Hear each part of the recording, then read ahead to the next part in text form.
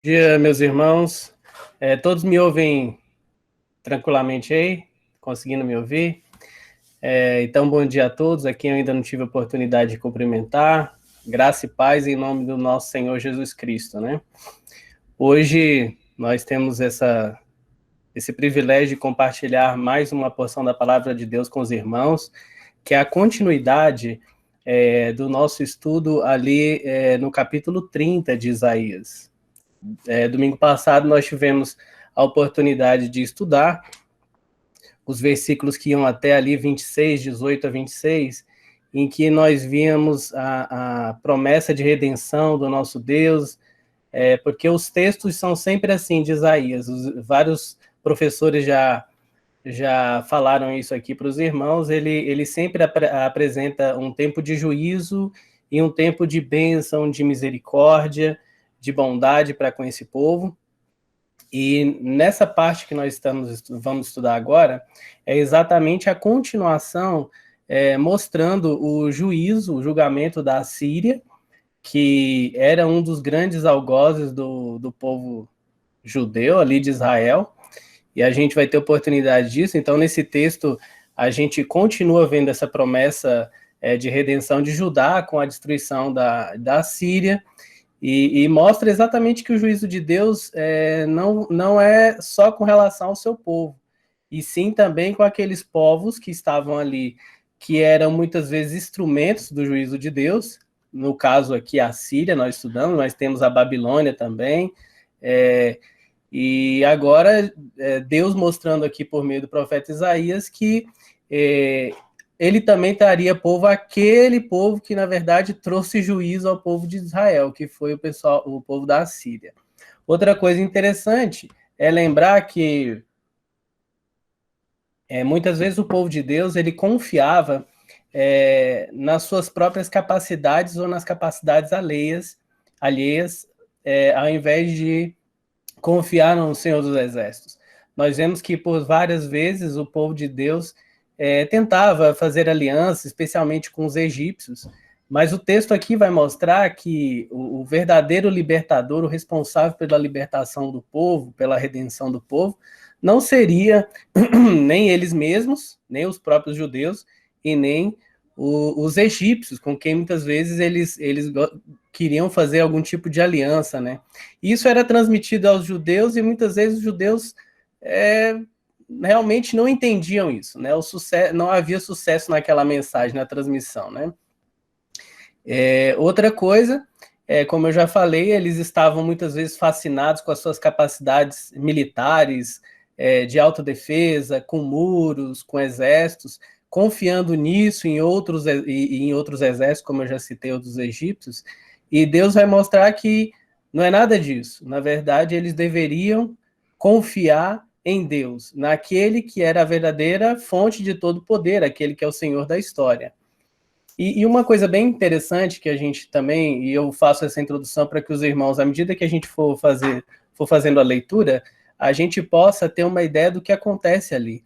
Esse texto ele é repleto cheio de antropomorfismo. O que é isso? É Deus tendo características de seres humanos. Então os irmãos vão ver o texto falando de lábios de Deus, língua de Deus, versículo 27, vai falar de respiração, fôlego, boca, de novo, no 28, vai falar de voz, vai falar de braço, versículo 30, vai falar de novo em voz, no 31, vai falar sobre sopro, respiração, no versículo 33. Então, ele é um texto bem metafórico, figurativo, muito cheio desses antropomorfismos, né, que são essas características de seres humanos sendo aplicáveis à personalidade de Deus.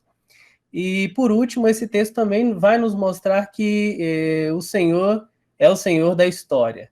A gente vai ter isso bem claro no texto. Primeiro, então, eu vou fazer uma leitura geral do texto e depois a gente vai pegando alguns trechos e fazendo estudos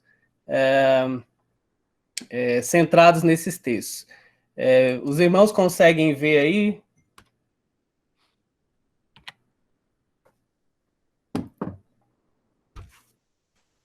De qualquer forma, eu vou fazer a leitura. Nós estamos lendo aqui Isaías, capítulo 30, os versículos de 27 a 53. Então diz assim a palavra de Deus: Eis que o nome do Senhor vem de longe, ardendo na sua ira, no meio de espessas nuvens. Os seus lábios estão cheios de indignação, e a sua língua é como fogo devorador. A sua respiração é como a torrente que transborda e chega até o pescoço. Ele vem peneirar as nações com peneira de destruição. Porá na boca dos povos um freio para fazer com que andem errantes. Vocês cantarão como nas noites em que se celebra uma festa santa. Terão alegria de coração, como aquele que sai ao som da flauta para ir ao monte do Senhor, a rocha de Israel.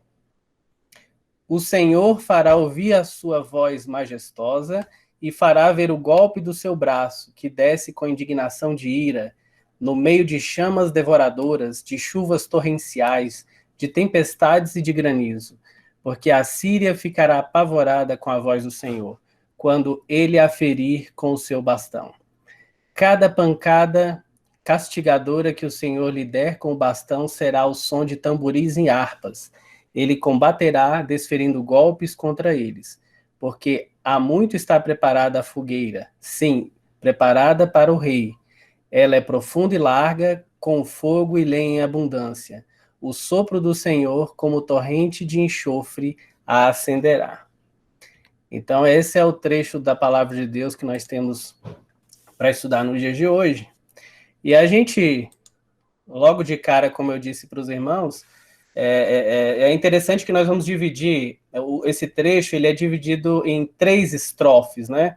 Então, nós vamos estudar primeiro os versículos 27 e 28, que completam essa primeira estrofe dessa passagem, e aqui a gente vê claramente, e por isso está aí o título desse trecho, né? As nações serão abaladas, porque o profeta retrata um Deus que vem, a vinda do Senhor para julgar essas nações.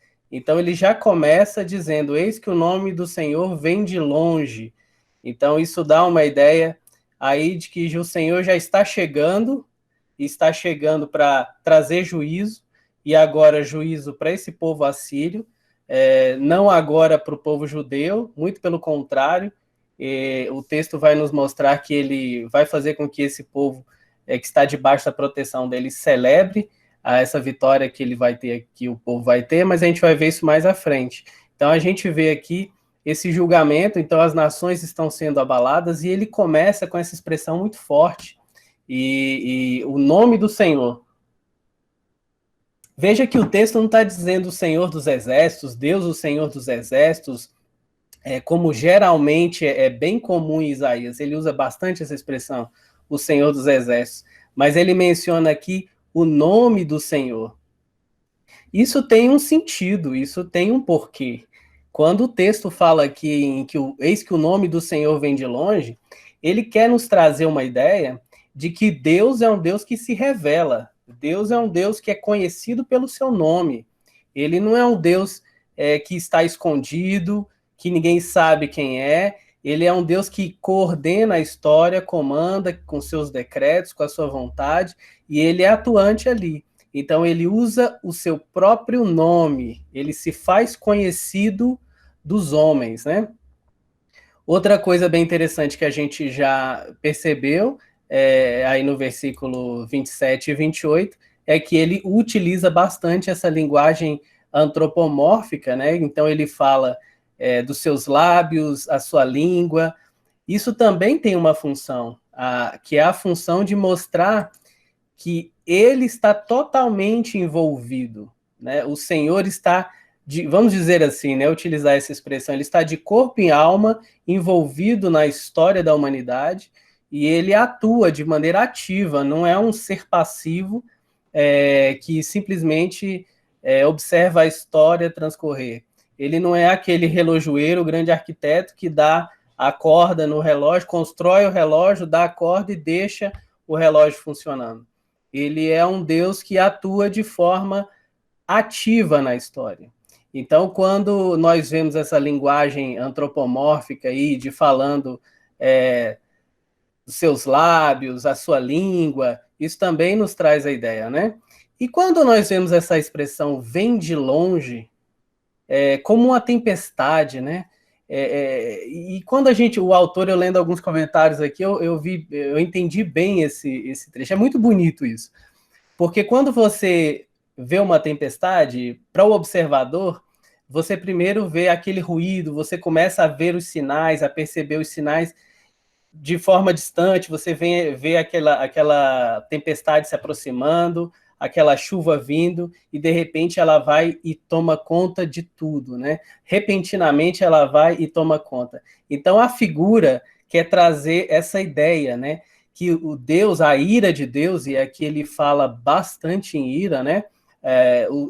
Eis que o nome do Senhor vem de longe, ardendo na sua ira. Então Deus vem com ira, vem com juízo sobre aquele povo, e ele vem como uma tempestade, né, que vem se aproximando.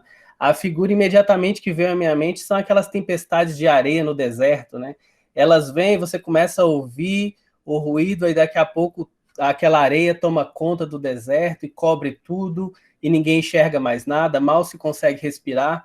Então essa ideia, né, é até uma ideia bem aflitiva. E é para ser, porque Deus vem com ira. E os irmãos percebam aí que no texto aí nós temos também uma outra expressão, ardendo na sua ira, no meio de espessas nuvens, e a sua língua é como fogo devorador. Os irmãos se lembram lá do Egito, do Êxodo? O povo de Deus, ele era, digamos, estava ali ao lado dele, sempre a presença de Deus, por meio de dois fenômenos, né, de dois símbolos, que era a coluna de nuvens e uma coluna de fogo, uma durante o dia e outra durante a noite. Então esse texto, ele meio que remete à nossa ideia, a ideia do autor, a essa situação. Só que agora, com o povo de Deus, essa coluna que existia de nuvens e a coluna de fogo era um símbolo da presença de Deus, da proteção de Deus, da orientação de Deus para aquele povo lá que estava saindo do Egito. Só que agora esse símbolo aqui, ele vem trazendo, além da presença divina, ele também traz uma questão de juízo e também um pouco uma ideia de santidade, né? Então é bem interessante essa passagem. E aí, no versículo 28, a gente vê que a sua respiração, alguns traduzem como fôlego ou sopro, então ela é uma tempestade que se manifesta por meio de uma chuva torrencial. E como é que é essa chuva torrencial? Ela vai inundar, né? A sua respiração é como a torrente que transborda e chega até o pescoço. Então, quando essa chuva vem, ela é tão forte, ela é tão poderosa, que ela faz transbordar os rios imediatamente. Os rios se tornam em correntes impetuosas, eles inundam as margens e vão até o pescoço das pessoas. Então, veja que essa figura de linguagem que Deus mostra é que quando a sua ira vem, ela vem de maneira forte, impetuosa, como uma grande tempestade, e que ninguém pode escapar, né? As águas vão chegar até o pescoço, né? E continuando no texto, se os irmãos tiverem aí quiserem participar, falar alguma coisa, é só apertar a mãozinha aí, viu? Eu vou seguindo. Pastor, me ajude aí, se por acaso eu não vir a mãozinha, aí o irmão dá aquele toque para mim. Mas Tranquilo. então, beleza. Ainda no versículo 28, nós vemos assim uma figura também bem interessante. Ele vem, quem é que vem? Deus, o Senhor dos Exércitos. Ele vem peneirar as nações com peneira da destruição. Então, isso aí remete a uma figura de separação, de separar o joio do trigo, aquele que é o seu povo e aquele que não é. Aquele povo que vai receber o julgamento, no caso, os povos, né? E aqui em particular a Assíria, vai ser julgada e eles vão ser misturados ali naquela peneira e depois separados. E aí ele vai separar essa palha, que vai ser soprada para o longe, né? Vai ser jogada fora. E quem for realmente o seu povo vai ficar ali protegido. Então a ideia é exatamente essa, de separação e de juízo. Continuando ainda, essa figura realmente ela remete à ideia de destruição, né? De juízo, eu já falei isso. Agora, uma nova ideia, que ele continua no texto aí, é o seguinte: porá na boca dos povos um freio para fazer com que andem errantes. Quando eu li essa passagem, esse trecho da passagem, eu achei bem interessante, porque o que é o freio? O freio é aquela estrutura que você coloca, é um tipo de um cabresto que você coloca nos animais para de alguma forma conduzi-los para o caminho que você deseja. Ora, quando você está conduzindo, você quer conduzir o animal pelos melhores caminhos, porque você está ali. Mas aqui é o contrário. Essa figura, essa metáfora do freio é que essas nações serão julgadas, serão subjugadas por Deus, ou seja, serão conduzidas por Deus, de forma que elas venham a errar, que elas continuem errantes. É o contrário do comum senso, né? De que normalmente você coloca um cabresto, uma condução, para que o animal vá pelo melhor caminho, que você que está com aquele animal vá pelo melhor caminho. Aqui não. Como o objeto é o juízo de Deus, é a destruição daquele povo, a ideia é que Deus vai fazê-los caminhar errantes, vão caminhar rumo à destruição.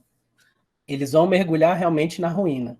Então, Deus trazendo de maneira muito forte, eu achei esse texto, é uma linguagem bem pesada de juízo de Deus para com aquele povo da Assíria. Continuando então aí no versículo 29, nós lemos aí: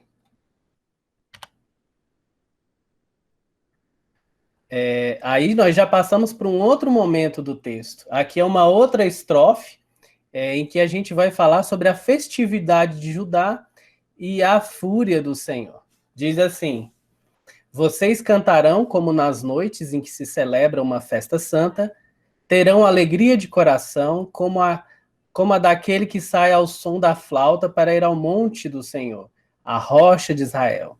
O Senhor fará ouvir a sua voz majestosa e fará ver o golpe do seu braço, que desce com a indignação de ira, no meio de chamas devoradoras, de chuvas torrenciais, de tempestades e de granizo. Alguns irmãos podem ter algumas outras versões, essa versão que eu estou usando é a Nova Almeida atualizada, e que é uma linguagem que eu achei até um pouco mais clara. Então a gente vê que essas duas passagens, esses dois versículos, eles falam de duas coisas: que Judá terá uma festividade, estará em festa, em comemoração, e que a fúria do Senhor cairá sobre aquele povo. E a primeira ideia desse texto que a gente pode trazer aqui para os irmãos é que quando o Senhor vem libertar, disciplinar aquele povo, o povo da Síria em particular, Judá agora liberto, ele sim vai experimentar essa grande alegria. E essa alegria é uma festa santa, né? O texto fala de que vocês cantarão como nas noites em que se celebra uma festa santa. O autor não deixa bem claro qual festa santa, né? Os irmãos sabem que no calendário judaico existem diversas festas. Graças a Deus, Deus é um Deus de alegria, de comemoração, desde aqueles tempos. Então, todas as grandes vitórias, eles tinham marcos, né? E aqui alguns comentaristas acham que talvez fosse referência à Páscoa, ao Pessach, né? Que é a festa em que se comemorava ali a libertação do povo judeu do Egito. Outra que isso também faria referência à festa dos pães ázimos.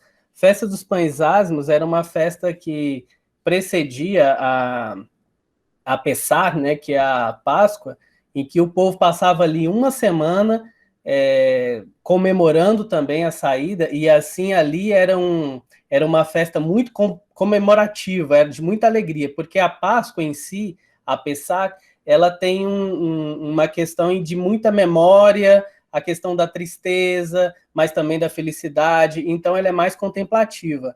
E na festa dos pães ázimos, ela é uma festa de maior celebração, em que se cantam salmos de louvores a Deus. Então, talvez pudesse ser, né? Outros entendem que essa festa aí também poderia ser, como era uma festa de consagração, né, em que se pensava em usar roupas, né, comemorativas, lavagem para purificação, tendo uma referência aí não mais de uma festa sacrificial, como fosse a Páscoa, né? Mas talvez a festa dos tabernáculos, a Sukkot, né? Os irmãos depois tem um site bem interessante, a gente que está estudando o Velho Testamento, é bem interessante os irmãos, às vezes, terem conhecimento do que era um pouco da cultura judaica. Eu estou sendo bastante enriquecido, por incrível que pareça, tem um site chamado Israel com Aline, eu estou indicando para todo mundo, porque eu gosto bastante. Lá ela vai mostrar um pouco de Israel, e ela fala um pouco dessas festividades, desses costumes, e a gente tem bem ideia daquilo que a gente vai lendo aqui no texto. Então, quando eu li aqui essa passagem, eu imediatamente remeteu a algumas coisas que ela explicou. E tem realmente muito a cara da festa dos tabernáculos. Essa festa dos tabernáculos, ela é uma festa onde se comemora bastante, tem muita alegria. Lá em Israel, atualmente, eles fazem tendas fora das suas casas. Israel é extremamente seguro, né? É uma coisa fantástica. Então, eles fazem tendas do lado de fora das suas casas, seus apartamentos, e ali eles fazem suas refeições durante aquele dia, e eles cantam, exaltam a Deus, fazem suas orações. Então, me parece que essa festa aqui tem muito a cara da festa dos tabernáculos também. Mas há uma divergência aí, Páscoa, festa dos pães ázimos, tabernáculo, né, que é Sukkot. Mas, de qualquer forma, o que o texto vem nos dizer? Que eles estariam ali em celebração, comemorando, então, a vitória que aquele povo teria sobre a Assíria, né? E aqui também há uma expressão no versículo 30 que diz: o Senhor fará ouvir a sua voz majestosa. Então, essa voz majestosa é sempre bem apropriada ao Senhor dos Exércitos, né? Então, ele vem ali com poder, com uma voz poderosa. E outra citação é que nós temos aqui o braço, né? E fará ver o golpe do seu braço. Então, isso tudo é trazendo. Pastor, o senhor quer falar alguma coisa? Ou não? Não sei. A mão está levantada aí, desculpa aí. Foi mal. Não, tranquilo. Não, foi mal aí, perdão. Foi mal. Não, tranquilo. Então, o Senhor vem com essa voz majestosa, gloriosa, a voz do Senhor dos Exércitos, e junto dela vem o seu braço, né, ali denotando essa questão da força, né, do vigor, e é um símbolo também que remonta aos tempos do Êxodo, né, nós vemos isso em Êxodo 6:6, eu não vou ler aqui para os irmãos por causa do tempo, mas essa figura aí que nós lemos do braço é uma figura também de força, de juízo, talvez até uma referência aos relâmpagos, né?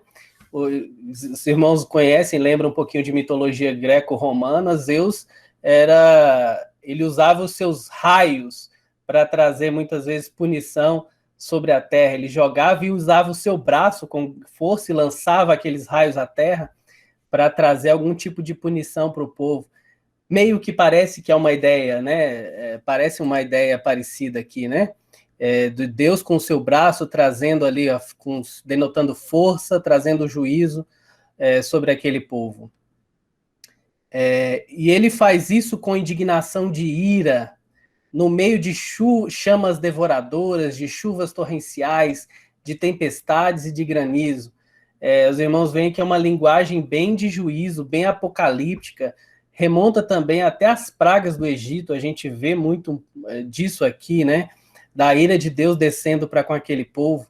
Então, Deus faria isso, porque ele agora, como nós vamos ler agora no versículo 31, para os irmãos, olha só o que diz. A derrota da Síria e de seu rei, porque a Síria ficará apavorada com a voz do Senhor, quando ele a ferir com o seu bastão. Cada pancada castigadora que o Senhor lhe der com o bastão será o som de tamboris e harpas. Ele combaterá desferindo golpes contra eles, porque há muito está preparada a fogueira. Sim, está preparada para o rei. Ela é profunda e larga, com fogo e lenha em abundância. O sopro do Senhor, como torrente de enxofre, a acenderá. Então, aquele povo assírio que estava acostumados a ser a vara, os irmãos lembram, eu acho que até um dos estudos que eu dei falava que a Síria era uma vara contra o povo de Deus. eles que eram a vara, agora eles vão receber o castigo com a vara, né? Esse bastão que o Senhor vai ferir aquele povo traz exatamente essa ideia.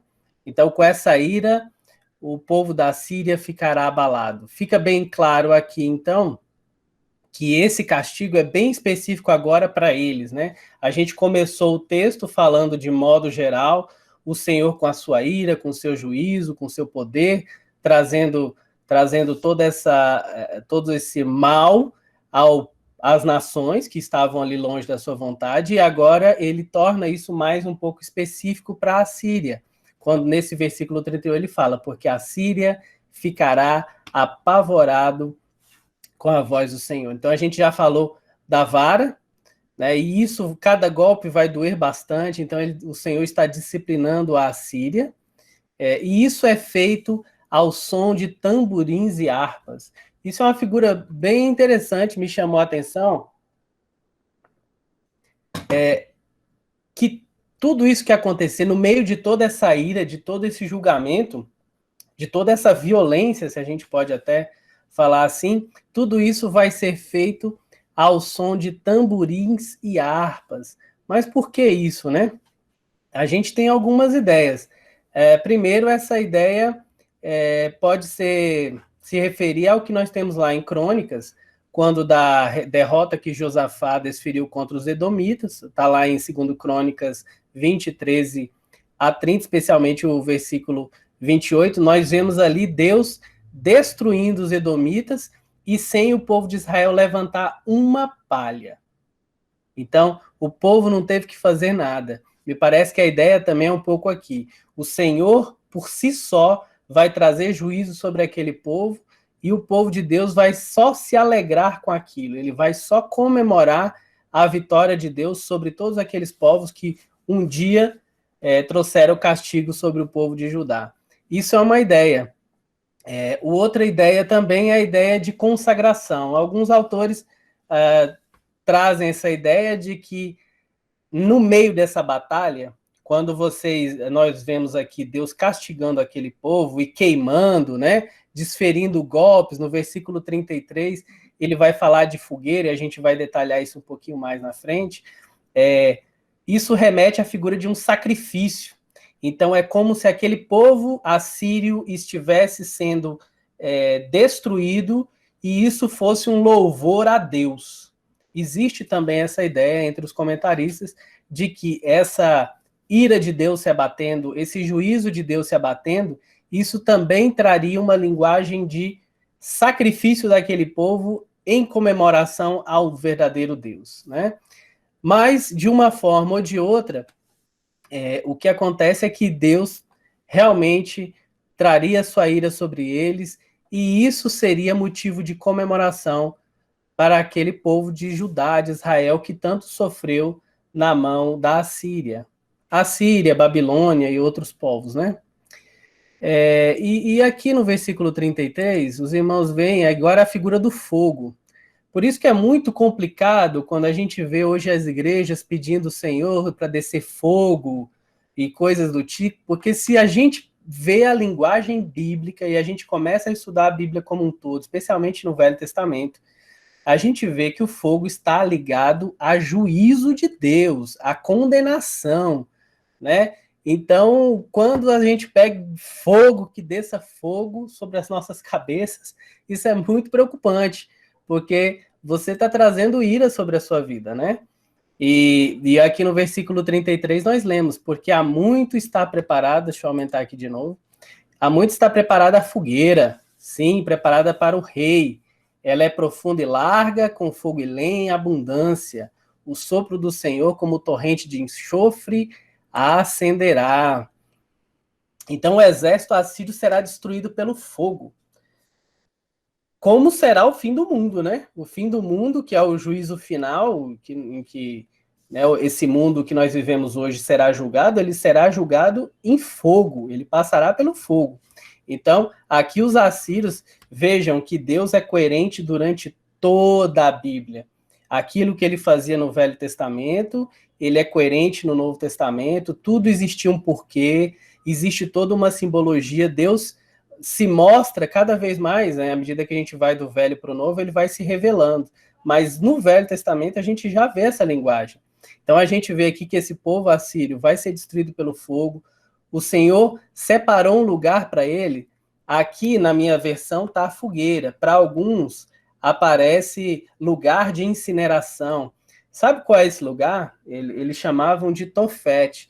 Era uma parte do vale de Inom, que ficava próximo a Jerusalém ali, onde antigamente os povos, eles faziam, os amonitas, eles faziam um culto ao deus Moloque, e ali eles sacrificavam suas crianças. Eles jogavam suas crianças no fogo em honra e homenagem a Moloque.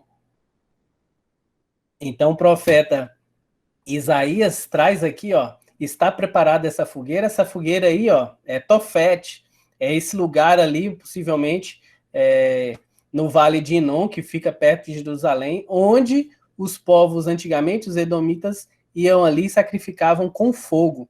E é esse mesmo lugar que ele está dizendo que vai levar, né, onde o povo assírio será queimado, será destruído. E os irmãos devem lembrar também que Jesus faz citação disso no Novo Testamento. Vocês já devem ter lembrado um nome, como é que era o nome? Vale de Gena, que Jesus se refere, que era quando ele se referiu ao inferno, ele se referiu a esse lugar, como se fosse o Vale de Gena, ou Gena, que isso aqui é uma forma grega, né, helenística, de se referir a Tofete, que é esse lugar onde vai ser queimado. Então, veja, esse lugar aqui é um lugar que se faz referência de destruição desde o Velho Testamento, de queima, de sacrifício, até o Novo Testamento, em que era um lugar onde os corpos eram depositados, o lixo era jogado, aquele lugar ficava queimando o tempo inteiro, cheio de vermes. Então, é nesse lugar terrível que Deus vai queimar e vai destruir o povo assírio. Talvez exatamente de uma... Deus está mostrando, olha, já que vocês estão ali, fazem oferenda a esses deuses, tem outros deuses, trouxeram juízo sobre o meu povo, claro que debaixo da minha mão, agora eu vou utilizar o mesmo lugar de idolatria que vocês utilizam para vocês serem destruídos. Então, talvez a ideia seja exatamente essa aí. Deus mostrando a sua ira num lugar que já era bem conhecido por parte daquele povo ali, Deus Moloque. E aqui, quando ele fala de rei, possivelmente é o rei da Síria. Alguns fazem referência a Moloque, porque Moloque também significa rei. Né? Então, porque há muito está preparada essa fogueira, sim, preparado para o rei. Como se esse ídolo também fosse sacrificado ali, naquele lugar. Mas a ideia que a maioria mais aceita é que esse rei realmente que vai ser destruído junto com o seu povo é o rei assírio. É esse rei que vai ser destruído ali junto com os seus súditos. E aí, indo para o encerramento do nosso estudo de hoje, eu queria deixar algumas considerações importantes com os irmãos. Oi, Davi. Oi. Eu acho que o Renato está falando aqui no chat que talvez, eu não sei se é o telefone dele, eu estou te ouvindo bem, mas ele disse que pediu para você aumentar um pouquinho só o seu microfone. Mas eu estou ouvindo bem, até dei uma resposta para ele aqui, mas pode prosseguir aí. Será que ele não está me ouvindo direito aqui? Alô? Eu estou te ouvindo bem. Não sei. É porque ele disse que... Não, ele pediu desculpa, tá tudo certo. Pode prosseguir. Tá tudo... não, tranquilo. Então é o seguinte, como últimas considerações, algumas coisas que a gente tem que sempre relembrar quando a gente estuda essas lições. A primeira delas é que nosso Deus, ele é o Senhor dos Exércitos. Isso é uma expressão que está continuamente descrita no livro de Isaías. E ele é o Senhor da história. Tudo aquilo que ia acontecer, ou que aconteceu com o povo judeu, que agora eles iam comemorar, porque os seus algozes, ali, os seus inimigos, estavam sendo destruídos. Outrora, eram eles mesmos, os judeus, que estavam padecendo na mão do Senhor. Mas o que nós deixamos bem claro aqui é que ele é o Senhor da história. Tudo isso aconteceu porque era a vontade de Deus. né? Outra grande e importante consideração que nós temos é que Deus é justo e suas misericórdias chegam no momento certo.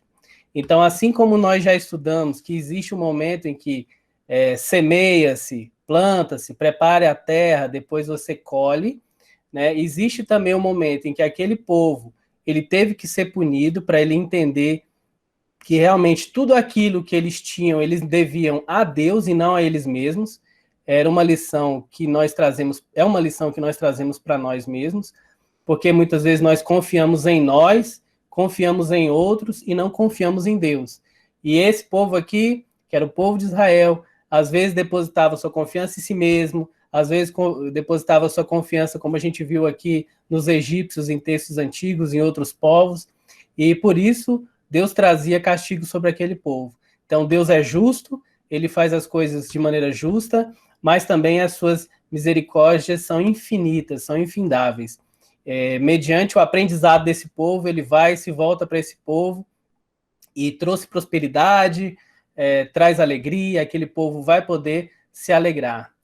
Porque nós vemos aqui em Salmo 1, versículos de 5 a 6, como consideração final, por isso os ímpios não prevalecerão no juízo, nem os pecadores na congregação dos justos. Pois o Senhor conhece o caminho dos justos, mas o caminho dos ímpios perecerá. Então, o nosso salmista, ele também entendia que, por vezes, a gente passa por dificuldades, passa por aflições, e muitas vezes são juízo de Deus, nós estamos sendo punidos, outras vezes nós estamos aprendendo algumas lições que são necessárias para a nossa comunhão com Deus, mas no momento certo, ele vai esclarecer, né, as coisas. Pode ser que ele não venha esclarecer tudo, né? Muitas perguntas ficam em aberto. Mas o certo é que nós devemos confiar em Deus, porque o caminho dos justos Deus conhece e ele mesmo decreta, ele mesmo sabe o que vai acontecer. Mas o caminho dos ímpios a gente sabe. Ele vai perecer, será um caminho de destruição. Que Deus possa realmente nos abençoar. Se os irmãos tiverem alguma dúvida, puder ajudá-los.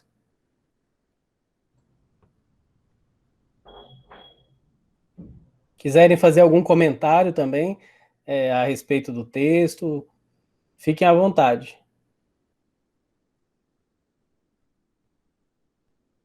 Cri.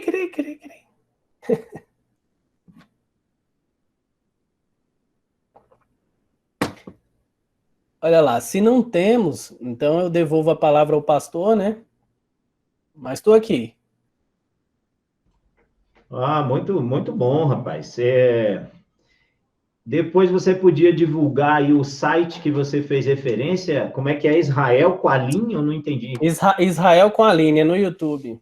Com a Aline? Aline mesmo. Aline. Com a Aline. Com a Aline. Israel com a Aline. Eu entendi Israel com a Aline. Até achei que era uma palavra hebraica. Não, é Israel com a Aline. É bem interessante, porque o que acontece, né? Falando aqui um pouquinho sobre esse canal. Ele é um canal de uma judia. Veja, eu não estou pregando judaísmo aqui, não é isso. É simplesmente que, para que a gente possa entender um pouco da cultura judaica, que tem muito a ver com o que a gente está estudando na Bíblia, aqui em particular eu citei por causa das festas, né?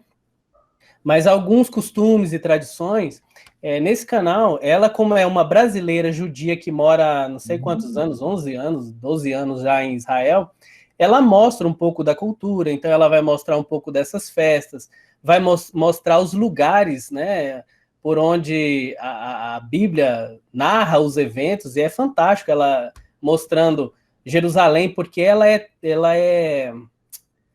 guia de turismo, né, formada lá na Universidade de Jerusalém e tal, então ela tem uma visão bem profissional de como fazer isso, né. Então ela demonstra muitas coisas e eu tenho aprendido, né, sobre os costumes, sobre a cultura, é bem interessante quando a gente vai estudar, especialmente o Velho Testamento, isso, né. Então eu indico, é um site, assim, para curiosidades, né, não é nada extremamente profundo, mas ajuda um pouco a entender os lugares, os acontecimentos, ela mostrando, então é bem interessante. Ok, a Thalita colocou aí no chat aí, né, a informação. Israel com a Aline, maravilha. Que bom. Outro, assim, só mais um adendo. Um outro que eu costumo assistir também, para a gente poder entender um pouco de arqueologia. Veja, ele é adventista do sétimo dia. Não se atenham às questões doutrinárias, se por acaso ele for falar. Mas o Rodrigo Silva, ele é um arqueólogo muito interessante. Esqueça um pouco essa polêmica, às vezes, da novela, que a novela tem uma visão, às vezes, tem uma novela aí, Gênesis, né? Que eu nem estou assistindo. Mas ele foi consultor, ou é consultor, só que muito da visão que é apresentada lá, ele mesmo não concorda, né? Ele serviu como consultor, mas ele traz um pouquinho de arqueologia bíblica. E eu acho que falta um pouquinho disso. A gente estuda, às vezes, um pouco a história, mas não agrega um pouco da arqueologia. E a arqueologia, ela ajuda a gente a entender um monte de coisa também. Então, o Rodrigo Silva é um cidadão que, às vezes, assiste. Claro, esqueçam a parte doutrinária. Ele é adventista do sétimo dia, mas na parte de arqueologia bíblica, história bíblica, ele é bem interessante também, para a gente entender muito do que a gente está estudando aqui de Velho Testamento, né? E claro, né, existe aqui uma literatura que é o que a gente usa. Esses aqui são basicamente os comentários que eu estou usando para os estudos. Então, se os irmãos quiserem estudar, pesquisar um pouquinho mais de Isaías, esses livros estão aí e vão ficar gravados aí no YouTube, dá para depois os irmãos pesquisarem se quiser se aprofundar. Maravilha, entendemos. Sem adventismo, sem judaísmo e sem novela. Essa novela eu também não sabia acerca dela, não. Eu nem sei se está passando, alguém sabe se ainda está passando? Não sei. Mas, Davi, uma outra coisa que eu achei interessante no texto aí de Isaías foi o verso 29. Ele fala do momento de culto como celebração e como festa, e uma festa que é promovida pela alegria do som da flauta, né? Que legal isso aí, né? A gente poder ter, como nessa manhã, ainda que não presencialmente no templo, ter a alegria e de podermos ver em nossa caminhada aqui, todos nós aqui nessa nossa reunião de EBD virtual, dizendo, alegrei-me quando me disseram, vamos à EBD. É mais ou menos isso que está escrito, né? Temos que fazer propaganda, né, pastor? Nossa EBD 9 horas e tal, tem condições de ter um pouquinho mais de gente aí com a gente, né? É verdade. Eu acho que os PGs têm feito essas propagandas e nós podemos fazer aos nossos irmãos, porque se presencialmente, né, a nossa EBD já poderia ser melhor, creio que virtualmente muito mais ainda, né? Certo. É uma oportunidade, né? Vai ficar no YouTube, mas essa chance de poder debater, de poder trocar uma ideia, né? Os irmãos troquem ideias, se quiserem, falem, né? Mas a gente tem aqui, né? No YouTube a gente vai ficar ali de forma passiva, só assistindo e não tem condições de discutir o assunto, se aprofundar um pouco mais, né? Muito bom, Davi. E aí a gente reforça, né? A nossa igreja adquiriu esse pacote do Meet. Essa aula está sendo gravada. Os irmãos têm agora o recurso de levantar a mão. E tanto eu aí, no caso, quando o Davi dá aula, a Thalita vai ficar ajudando. Quando o Henrique der aula, a Bruna também vai ajudar, para ver quem levantou a mão. Porque aí o professor pode, já no momento, se assim for o desejo do professor, dar a palavra para quem quer participar. Às vezes vai tirar uma dúvida, vai fazer uma contribuição. Essa interação com essa ferramenta ficou bem mais ágil, mais fácil. Além de que a aula fica gravada para você depois lembrar mesmo. Como era o nome do site mesmo? Thalita postou outro site aí, foi, Thalita? Outra informação? Não, pastor. Eu só estava falando que, quando ele mencionou o canal Israel com a Aline, falar também que ela menciona também a trajetória de Jesus. Muitas coisas sobre Jesus ela fala. Legal. Né? E aí eu acho que é uma informação relevante. Tá bom? Mas é esse mesmo, é o mesmo site. Tá bom? Mesma página. O esclarecimento é o seguinte, veja, ela é uma judia que é guia de turismo, mas que ela apresenta Israel, né? E claro, mas ela não deixa, engraçado, interessante é isso, é que ela conta a história de Jesus, normalmente, ela é uma judia que ela vai falar, inclusive citar as passagens bíblicas quando está nos lugares e tudo, vai fazer uma contextualização histórica. Então é bem interessante, de forma bem light, você vai aprendendo, vai assistindo e tal. Mas ela é judia, mas ela não deixa de falar em Jesus Cristo, mostrar que foi aqui e tal. Numa visão, inclusive, às vezes cristã também, né? Maravilha. Mais alguma consideração, alguma pergunta?